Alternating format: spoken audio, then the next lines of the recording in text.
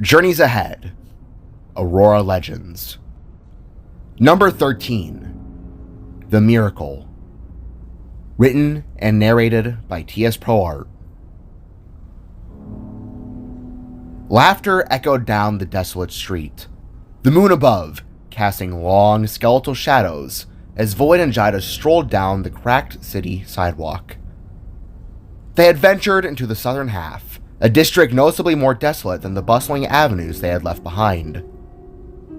Buildings stood shoulder to shoulder, many sporting boarded-up windows and faded paint, a stark contrast to the northern side. It was an area that had not fully recovered from the Night of 1,000 Flames, leaving it both eerie but an easier path to follow home. But the somber surroundings did little to damage their spirits. Laughter bounced between the buildings, carried on by the gentle breeze. Jaida, with her hair and constellations glowing, was recounting their victory. "Francine didn't even stand a chance," she exclaimed, her eyes sparkling. "Honestly, Voyd, your triple spin dip kiss there at the end? Genius! Pure genius!" Voyd chuckled, enjoying her infectious enthusiasm.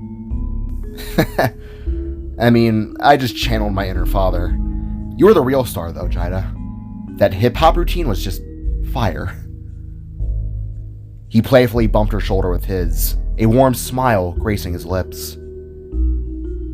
They continued to reminisce about the dance-off, exaggerating Francine's lackluster moves and reenacting their own triumphant ones with spontaneous bursts of silly gestures. The shared joy was a tangible thing, a bubble of warmth that shielded them from the surrounding decay. As the conversation wound down, the echoes of their laughter began to fade, a different energy beginning to emanate from Jaida. The playful jabs became more affectionate, the casual touches lingering slightly longer. "You know," she said, her voice softening, her eyes meeting Voyd's with a newfound intensity. "We really do make a pretty good team." She playfully tucked a strand of hair behind her pointy ear, a small, almost shy smile playing her lips. The flirty edge in her voice was undeniable, a subtle shift in the atmosphere that left Voyd wondering what the rest of their walk held in store. The desolate streets, once a backdrop to their laughter, now seemed to hold a different kind of promise, a hush that amplified the charged silence between them. "You're now realizing that? They call us the bombastic duo for a reason." Voyd reminded the guitarist, when all of a sudden, she leaned in and gave him a long and passionate kiss upon his lips, the silence and loneliness in the area making it feel all the more affectionate. After a long 5 to 7 seconds, Jaida pulled back, her lipstick visibly staining the spark's flustered face. "Thanks for teaching me how to dance, handsome." From her face to her emotions, Voyd felt his heart and feelings whirl inside him like batter in a mixer. She was so pretty, he thought within, while gently wiping her lipstick off his face. Of course, beautiful. Before the duo could be the annoying romantics they were and scare the local residents with a gross makeout session, Voyd immediately turned his head, gasped, snagged Jaida by her shoulders, and pulled her away from the road. Blasting past them and breaking the speed limit was an old van, one that seemed to be in too much of a rush for being in such an empty and calm space. "Pieces!" Jaida shouted as Voyd guarded her from the flying debris that had been oddly coming out of the van's back window. The vehicle appeared to be run down, no window screens at all, sputtering out black smoke from its exhaust. It nearly hit them both. "Huh, by Darfian's spear! You okay?" Voyd swiftly questioned as he set his sights back upon his beloved. "Fine, I'm fine. What was that about?" Jaida asked as they both looked to the road, seeing the junk that had nearly hit them. Old papers, chip bags, empty soda bottles, everything one can imagine from an old trash can. "Seriously, we were having a moment!" Jaida groaned as she and Voyd knew that what they were looking at was a speeder or a drunk driver. Give me a few minutes, and then we'll pick up where we left off. You alright with walking by yourself for a bit? Voyd asked as he stripped off his fancy clothes, revealing the bolt armor beneath. Yeah, I'll be fine. Hope September comes soon, because once I'm fully healed, it'll be me and you again, Blue. Jaida said with a smirk as Voyd tossed his clothes to her. Good. I've been really missing you out in the field. Just forgot how hard this job was. Doing it alone, you know? The Spark replied as he deployed his helmet and summoned his wings. Be careful, I'll be back in a few. Voyd bid his farewell with a point and wink. Go get him, Tiger! Jaida replied, making Voyd smile, flap his wings, and roll his eyes. You took that from the comic we read, didn't you? He questioned, growing higher into the air. Hey, it's a good quote! Jaida called back, as Voyd at last flew after the runaway van.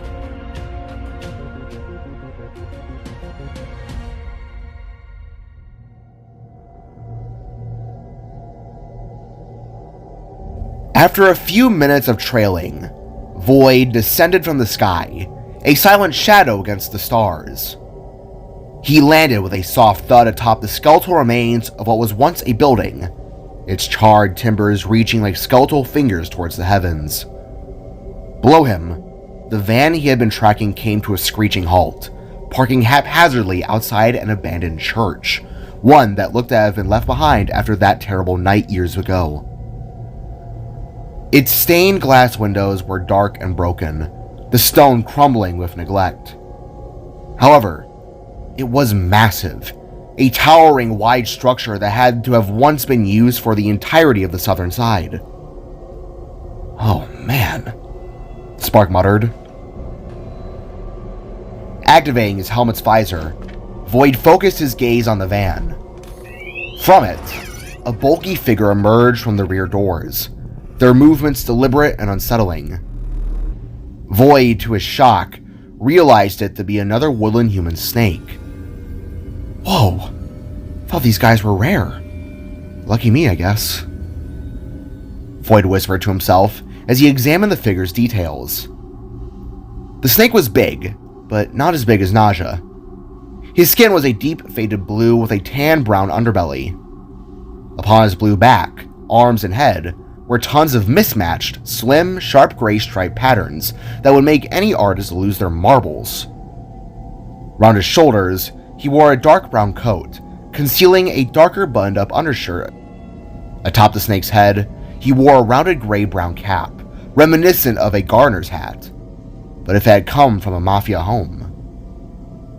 He had sharp teeth and fangs, bright yellow bloodshot eyes, and peculiar jewelry.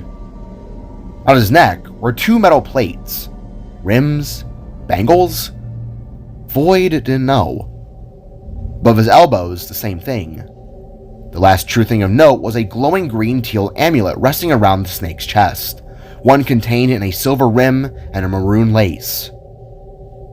Then, to Voyd's horror, he watched as the snake reached into the back and pulled out a young woman, her struggles futile against his superior strength. Voyd recognized her instantly. Francine. Her voice, though muffled, carried on the evening air, a desperate plea for help. Francine thrashed in the large snake's grasp, her cries echoing against the silent church walls as the snake hauled her towards the heavy oak doors. These doors groaned open with a disturbing finality, swallowing them both into the darkness within. Voyd stood frozen for a moment, a wave of confusion washing over him. Francine? She got kidnapped? And who is that snake? He pushed aside the questions, his instincts screaming for action.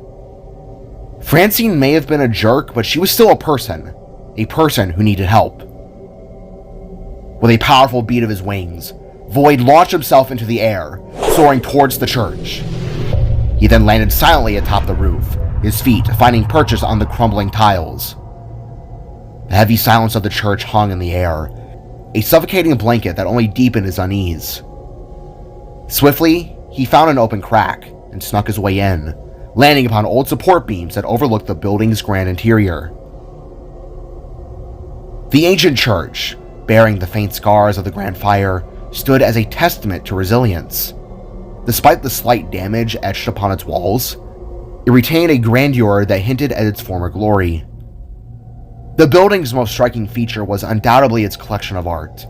Countless paintings, predominantly depicting bees in various states of activity, adorned the walls, creating a unique and somewhat unsettling visual feast for Voyd.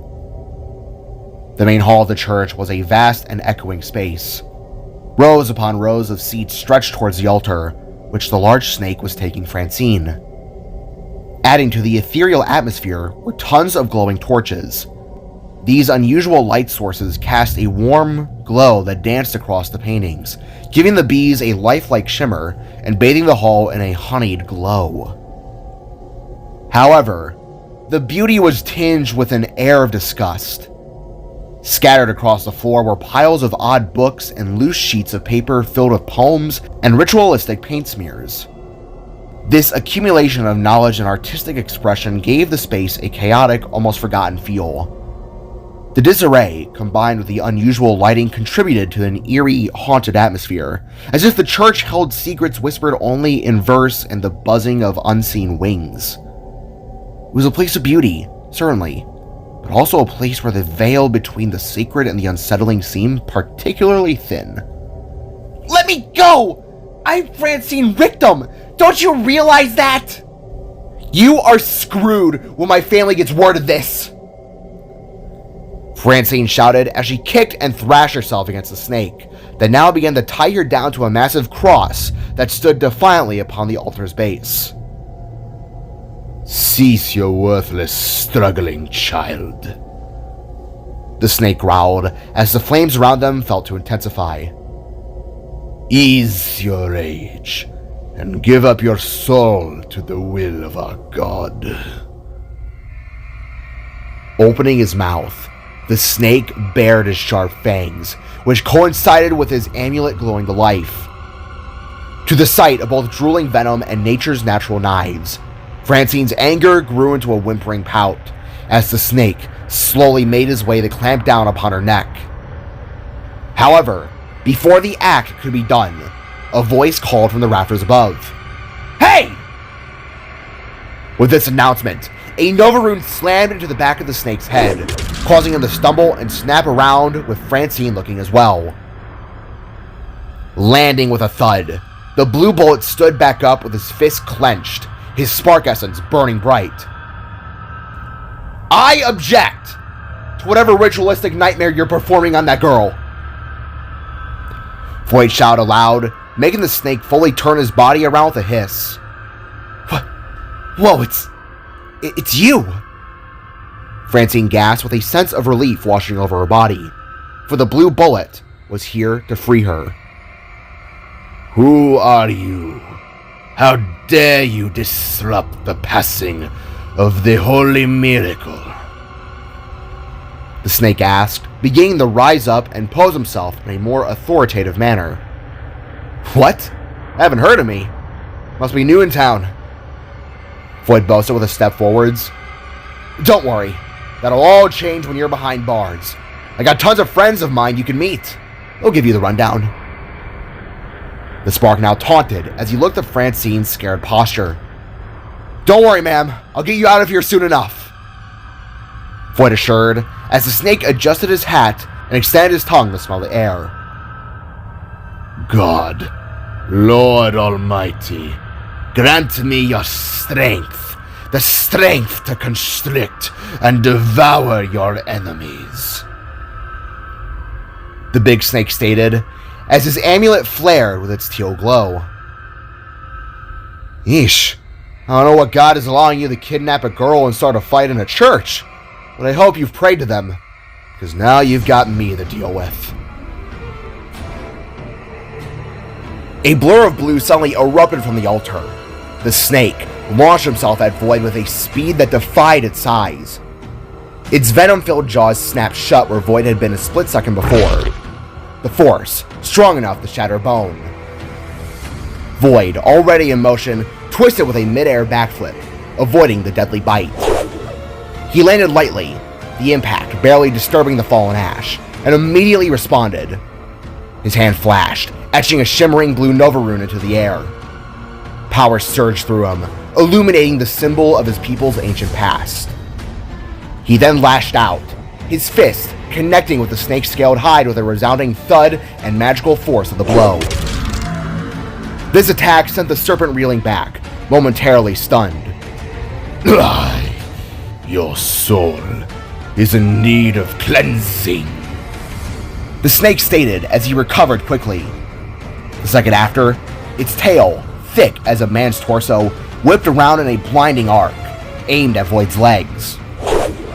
Voyd reacted instantly, extending his own arm unnaturally, the limb stretching like an elastic band to intercept the blow. The impact echoed through the church, sending vibrations through the ancient wood and stone. Nah, I'm good. We'll say though, you move fast for such a big scrap snapper. Voyd replied as he danced around the snake's attacks, his acrobatic movements blurring the lines between the sacred space and the savage battle. The snake, a coiled spring of muscle and venom, lunged and struck with relentless ferocity once more.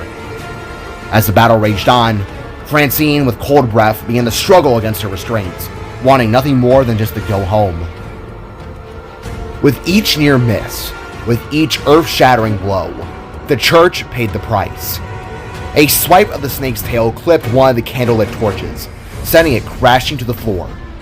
The flickering flame landed on a pile of dry wood, instantly igniting them. Smoke began to curl upwards, becoming a sinister counterpoint to the colorful light filtering in through the moonlit stained glass. The snake lunged again, this time aiming for Voyd's chest. Quickly, the spark tried to dodge, but was unable to avoid. The impact sent him stumbling backwards into a wooden seat. The long church chair splintered, its dry timber providing no match for the force. Another torch tumbled, landing among the debris. The flames licked at the wood, hungry and eager. Your retribution shall be slow and agonizing. Voyd, recovering, etched another Nova rune, this one amplifying his strength. He launched himself at the snake, delivering a series of rapid-fire punches. Jeez, can you talk normally, or are you all preaching? He asked as each blow was a hammering strike, impacting the snake's body with devastating force. The snake roared, a sound that reverberated through the church, shaking the stained glass windows. It lurched back, coiling around a crumbling pillar, using it as leverage to swing his massive body towards Voyd. The maneuver was unexpected, and Voyd was caught off guard. The snake slammed into him, sending him flying through the air. "Bullet!" Francine cried in shock as the flames grew worse and worse, turning the once dim scenery into a hellish landscape. Voyd crashed into the church's old baptismal font, shattering it into 1,000 pieces. Old, dirty water splashed everywhere, uselessly trying to extinguish the growing flames that were rapidly consuming the fallen pillars and debris from the earlier impacts. The air was thick with smoke, making it hard to breathe. The snake, relentless, closed in. With one swift motion, he coiled around Voyd, its muscles constricting with immense power. Voyd struggled, his own strength considerable, but no match for the creature's raw, crushing force. He gasped for air, his eyes widening in panic as the snake tightened its grip. The Nova runes he tried to etch faltered, his hand shaking. The snake's coils tightened further, cutting off Voyd's circulation. The flames danced higher, casting grotesque shadows on the walls as the church became an inferno. Voyd thrashed, his extended arms flailing uselessly against the constricting coils. The snake squeezed, its scales pressing into his skin, choking the life out of him. Voyd choked as the snake eyed him down. Weak child, you are in need of the holy miracle, the gift of our God. Watching in horror, Voyd bare witness to the large snake opening his jaws, its fangs sharp and long, oozing with a glowing teal liquid. Wait! Wait! Voyd tried to plead, but was only met with a sharp, stabbing sting of teeth clamping around his neck.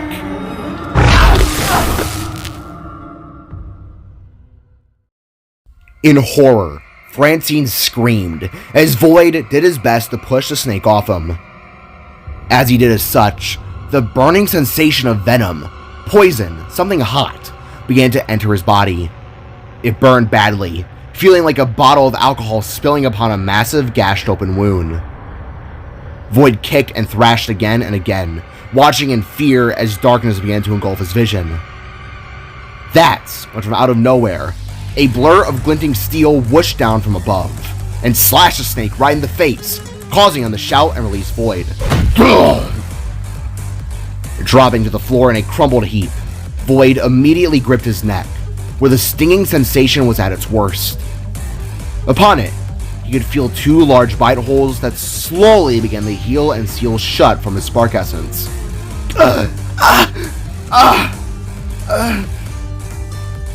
The little spark groaned, watching as whatever was thrown bounced off the floor, then a pillar, then up into the air again. Turning, everyone in the room watched as a cloaked figure caught what they recognized to be a sword of some type in the palm of their hand with swift elegance. As they neared the floor, everyone could see that they were swinging upon a grapple hook of some type. With it, they swung forwards, feet clamped together, and aimed directly upon the snake. "Nos vemos mate!" they cried, kicking the snake so hard they launched back and crashed into a cascade of debris behind the roaring flames. With stunned eyes, Voyd and Francine watched as the figure at last landed and retracted their grappling hook to their belt side.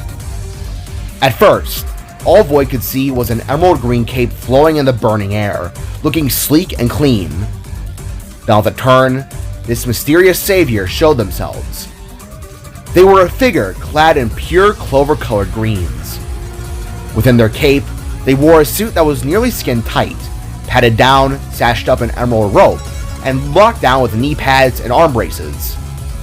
In their padded gloved hands, they carried what Voyd recognized to be a fencing sword, glinting hypnotically in the fire. Within their hood, they wore a mask of the same padded green material, one that was giving a frowning expression with green glowing eyes. It was then that Voyd recognized the shape, being that of a more canine appearance, with a snout, nose indent, and all. Underneath the cloak, Voyd could even see a purple tail. Whoever this was, it was some kind of Lavenwolf. Who are you? Thank you. Voyd at last spoke, as the figure reached down and held out a pawed, gloved hand. "No problem, Blue Bullet. You can call me Howl. I'm a new vigilante on the block," the wolf stated as Voyd found his footing, feeling his body slowly healing, albeit with an ever-present sting. "Howl, huh? Cool name. Couldn't have come at a better time," Voyd greeted, looking up to the much larger figure. "Indeed, senor. I was trailing that kidnapped girl. Looks like you beat me to her," Howl replied as they both eyed Francine, who was panicking in place. "Oh, that's so. Let's get her out of here," Voyd commanded as he and Howl ran over and quickly sliced away Francine's restraints. "Oh my god, thank you, she exclaimed, immediately hugging Voyd, then pulling back, looking disgusted from all the ash she now had on her stained dress. "Come on, let's get you out of here," Howl exclaimed as he scooped Francine up into his arms. Yet, as the three began to leave, they all heard something among the fire. Turning around, they all set their eyes upon a shadow rising, the snake's outline being casted in the flames. Lord Almighty, my great God, grant me your blessing to rip your enemies to shreds. The snake suddenly said, as they appeared to be gripping their amulet. It was then a teal glow began to overtake the distant flames, along with the audible sounds of bones snapping, flesh tearing, and limbs popping. What the? Hal questioned with dread, watching as the snake's shadow violently twitched and convulsed like a broken toy. From it, they watched as several long, sharp blades, joints, legs, something, emerged from what appeared to be his back. The snake's twitching tail then looked to implode upon itself, growing a massive stinger of some kind. It was then the arms. The slim builds split apart, morphing and mutating into pincer-like claws. In horror, the group stepped back, watching with dread as the snake now slowly emerged from the fire in sharp, clacking footfalls, revealing what it had become. Behold, the figure said as they fully emerged, being a twisted, mutated snake that now sported glowing teal fleshy body parts that were reminiscent of a scorpion's body structure. the Miricale. It gruffed, now as a hybrid. His serpentine body was still intact, however, twisted and turned in disgusting ways. Holding himself up were 6 insectoid-like legs that appeared to have mutated out from the snake's long spine. His tail now donned a stinger, while the bones of his hands had turned into large crab-like claws. The snake's skin, pores, eyes, and now body extensions were all glowing the same teal as the amulet shimmered upon his chest. Jesus Christ! Voyd cried with both fear and disgust as the snake slowly lumbered forwards, looking like a demon from hell in the fire. Ow! Get out of here! I'll handle whatever this is, Voyd exclaimed as he drew out his Nova Blades. Understood! I won't leave you for long, the new vigilante assured as he used his grappling hook and took himself as well as Francine out of the building through its shattered roof. Standing his ground, Voyd got ready to fight whatever the snake had become as it slowly lumbered forwards with drooling spit. Dearest Grace, what did you do to yourself? Voyd demanded to know, but got no answer, only violence. The snake lashed out, a blur of motion. Its jaws, lined with rows of razor-sharp teeth, snapped shut inches away from Voyd's face. The hero ducked, the venomous breath hot on his neck as he spun away. The creature, impossibly fast, whipped its scorpion tail around, the stinger aimed squarely at his back.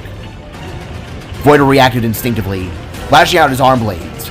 The metal screeched against the creature's thick scales, drawing a hiss of pain. Repent, child. You must pay for your sins. The snake bellowed as Voyd flipped backwards, using his acrobatic skills to propel himself towards the crumbling altar. He landed lightly, his eyes never leaving the creature. Burn! Burn! You will burn! The snake, scorpion hybrid, screamed as he advanced, its movements a terrifying blend of serpentine grace and arachnid agility. It then spat a steam of venom, a projectile of cohesive liquid out of its mouth that sizzled and smoked where it landed upon the floor. Voyd narrowly avoided the spray, the stench of burning wood filling his nostrils. Voyd then channeled his energy, focusing his will. He snapped his arms to extend, stretching them impossibly far, reaching across the burning space like grotesque tendrils. He aimed a punch at the creature's head. The monster anticipated his attack, its reflexes lightning quick. It dodged the blow with a gnarly twist, the force of Voyd's punch whistling past its eye. It then lunged, claws extended, raking across Voyd's extending arms. A burning pain then ripped through him as its claws tore through the suit and skin. He recoiled, retracting his arms with a grimace. Gah! He cried, feeling that same burning sensation from before. But Voyd wouldn't break. He was the bullet, Aurora's knight. He would not let this abomination take him down. Do not resist. Receive your judgment. The monster bellowed as the air crackled with tension, the fate of their lives hanging in the balance. One acrobatic dodge, one precisely aimed blade, one desperate Nova Room away from being decided. The fiery spectacle was like a dance of agility and brute force, magic and mutation. The Voyd, even though wounded, was ready for the next act. As the monster got ready to attack again, Howl crashed back in through the church doors and entered with a heroic slide below the monster. With an elegant spin, he twirled and slashed his blade, severing several of the snake's mutated legs. Immediately, the reptile crashed hard in a screaming fit of rage, while Howl flipped himself back upright and landed beside Voyd. "You still alive?" he asked, flicking the venom off his blade. "Sure looks like it," Voyd replied, as the snake, in a fit of rage, extended his arms up and clung onto the burning rafters above. Looking up, the duo watched as the snake began to move like a monkey, swinging around and shooting venom. "Move!" Voyd cried, sparking himself and Howl to dodge away from the falling acid. Mighty God, grant me your strength! The snake roared as he moved quickly, grabbing burning rods and hurling them at the two below. "Jeez! I guess he's upset that his line dancing days are over." Voyd joked as he began to examine the roof. It was starting to weaken. "Indeed, but I think it's time to go. Looks like he's trying to bring the roof down on us." The wolf realized as well, as the audible sounds of wooden cracks and metal beams popping became more apparent. "Quick, take my hand!" Voyd cried as he reached and snagged Howl's paw. As he did so, the spark summoned his wings and blasted themselves through the roof, just as the snake brought it all down with a realizing cry. No! No! I did you asked of me! Not like this! No! Help me! Warlock!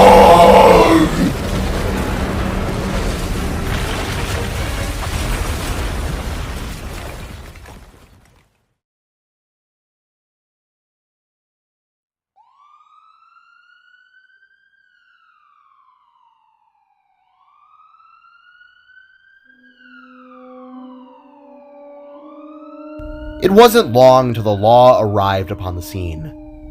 Firefighters showed up to the inferno. Police cars and their officers came to help as well, alongside several ambulances. Beside one of them, with a blanket over her shoulders, Francine sat, looking miserable but safe. She was okay. That's all that mattered. As the fire raged on, Voyd and Howl sat side by side on a nearby rooftop, wondering whether or not the snake, the mutant, whatever he was, survived his own actions, as a body wasn't recovered once the flames began to settle. It would seem that whatever it was, it had escaped. "You doing okay, senor? That snake had its jaws around you pretty good," Howl asked as he relaxed himself with one knee up while his arm rested over it. "I'm really sore, but fine.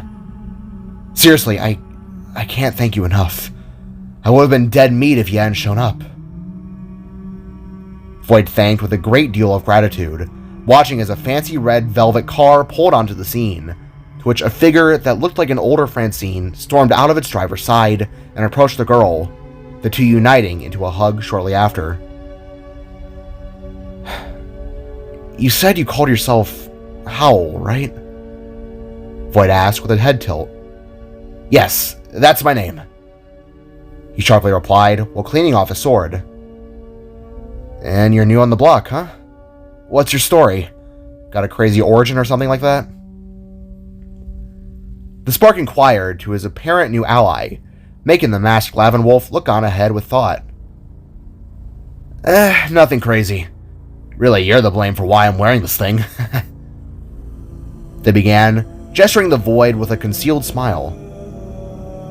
"You see, I was practicing my fencing sport when those glitching aliens attacked all those months back. As it all happened, I used my swordsman skills and helped as many people as I could. I fended off the monsters with my blade and, well, it left a lasting impression. When you and the angel began to appear more and more, that lasting impression turned into a realization, one that I could use my skills to help the city as well," Howl revealed as he pointed his sword towards the sky. "I decided upon that grand night that my name would be Howl. I'm only about 2 months in." The wolf finished, making Voyd smile behind the visor to his sense of bravery. I see. You haven't gotten hurt or anything like that, right? You're making me feel a little bit responsible here for why you're doing what you do. Voyd questioned, only to be met with a hand wave from the wolf's expressive form. Don't worry. I know martial arts and have all sorts of gadgets to aid me. I'm doing just fine. To this, Voyd nodded his head and rubbed his neck, as it still remained as sore as ever. Gotcha. I can only assume you're wearing your mask to, conceal your identity, like me. Voyd now mentioned. Si, senor. I got a ma and pa, as well as tons of family I care about. Things got messy. I don't want them to get involved, you know? I will say, though, it's been hard keeping it a secret. Having to keep this all to myself. I'm sure you and the angel know that all too well. But it's stressful. Thinking for a long moment, Voyd slowly stood up and turned the howl fully, looking rather contemplative. Hey, since we're in the same boat here, with you saving my life and all, and vice versa, I guess, give me the lore drop, yada yada, I think we're actually well due for a proper introduction. Can I trust you? Voyd asked as he gripped his helmet. To this, Howl stood with shock and gripped his mask as well, giving a stern stare from behind his visor eyes. Whoa, totally. So long as I can trust you. Voyd gave a stern but reluctant nod. Okay. But this stays between us. Understood? He replied to the wolf's nod. Upon seeing this, Voyd took a deep breath and removed his mom's old helmet for Howl to see, to give him a sense of release from carrying his burden. Hi. I'm Voyd. Voyd Novason. The spark greeted with a smile and blue glint in his eyes, making Howl pause for a long few seconds. What? Voyd? He cried the Void's confusion as he watched the wolf take off his mask, revealing a familiar-looking face with stunned green eyes. What the hell? Toonie? Novason shouted back as the two pointed at each other. Whoa, hang on! You're the blue bullet! You? Toonie cried with disbelief as he pulled his hood back with shock. Toonie, what? It's you? Voyd shouted back with a befuddled expression. He couldn't believe it. Yeah, and it's you! You're Aurora's knight? The kid that chews out erasers? You're the blue bullet! Toonie called back with shock, sparking the both of them the pace. I don't believe this. What are the odds? You're a vigilante too? Voyd rambled with a baffled smile growing on his face. You don't believe this? Dude, how do you think I feel? Toonie replied with a growing smile as well. This is crazy! Amazing! You're amazing! Prove it right now. Prove it right now! Prove it to me right now that you're not playing with me, dog! Toonie demanded with an excited point, to which Voyd smirked and summoned a Nova rune from his fingertips. Holy shit! Wow! The wolf exclaimed, placing both hands on his head. Okay. First and foremost, your secret is safe with me. You won't hear a peep of this anywhere else. Secondly, not even actually. I have so many questions. I'm like your #1 fan, dude. You're just a kid like me? Wait. Toonie halted. Wait a damn second. If you're the bullet, does that mean Jaida's the wolf asked, making Voyd shrug his shoulders with a small smile. No shot! Oh my god, I'm gonna puke. Oh god, it's coming. It's coming. Nervously chuckling, Voyd walked over and patted Toonie's back, as the wolf did his best to not hurl. Breathe, man. It's okay. It's all good. Voyd awkwardly assured, as Toonie slowly composed himself. Oh, sorry, man. It's just You inspired me! You and Jaida! I just can't believe you're them! You're my heroes! Hanging his head low, Voyd pat Toonie's shoulder as a sense of ease washed over them both. Well, I'm glad we were able to provide some sort of comfort. Although I wouldn't say we expected to create a new hero on the block, but... Voyd reasoned before gently fist-bumping Toonie's chest. I think you've got a thing going for you, man. Kinda made a name for yourself tonight, at least in my book. Gosh, Jaida's gonna be so excited. She's gonna be over the moon. A new face. A new ally out here. Voyd stared with excitement, making Toonie grin wider. Hey, it's the biggest city in the world. You two can't take it on alone, and plus... Turning, Toonie looked back down to the scene below, upon Francine. I have people I care about. People I want to protect. I have the skills that can be used for good, so... I'm gonna do what I can, and before you worry, no, I don't kill. The sword is more so of a fear tactic and battle advantage. You know? Nodding to Toonie's ramble, Voyd took a step back and put his helmet back on, sparking the Lavenwolf to do the same. I'm glad to hear it. Also, if you want, maybe we can hang out sometime, the Spark suggested, as he summoned his wings to the wolf's amazement. Hang out? Like friends? Toonie replied as he drew his grappling hook. Yeah, I mean, if it's alright with you. I don't actually have any guy friends. You know, bros, as I hear the jocks say. Voyd said honestly, to which Toonie smiled from behind the mask. Dude, totally. I mean, besides the fact you're literally my hero, you seem like a cool guy, Novason. Great showstopper earlier, by the way. You and Jaida really kicked our asses. Toonie complimented as he now stood upon the roof's ledge. Thank you, as well as for standing beside Jaida this afternoon. She's my everything, Toonie. So, again, just thank you for not being another jerk like the other guys in your group. Nodding his head, Toonie turned and got ready to swing away. Of course. To be honest, outside of Francine, I don't really like those other guys. Bullying is just wrong in my eyes.